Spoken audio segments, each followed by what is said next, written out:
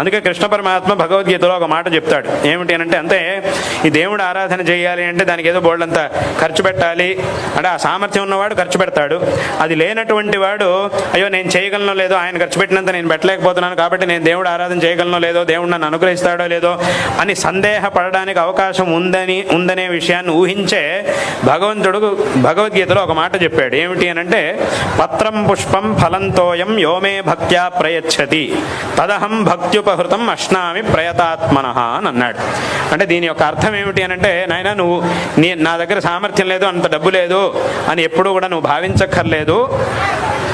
అయినా కూడా నువ్వు నా దగ్గరికి రావచ్చు.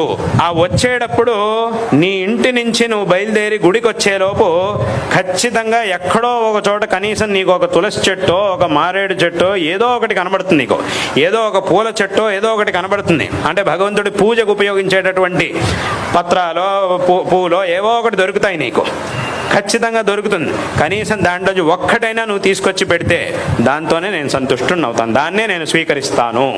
పత్రం పుష్పం ఫలంతో ఎక్కడెక్కడికో వెతకాల్సినటువంటి పనులు కూడా లేదు. అక్కడ నువ్వు వస్తూ ఉన్నటువంటి దారిలోనే నీకు ఏదో ఒకటి దొరుకుతుంది, దాన్నే తీసుకొచ్చి నా ముందు పెట్టినా కూడా చాలా నేను సంతోషిస్తాను అని అన్నాడు. మన శక్తికి అనుగుణంగా ఇక్కడేం బోల్డ్ అంతా చేస్తేనే పుణ్యం అని ఏం లేదు. మన శక్తికి అనుగుణంగా మనం ఏం చేస్తామో అదే గొప్పది. అదే శాస్త్రంలో చెప్పారు.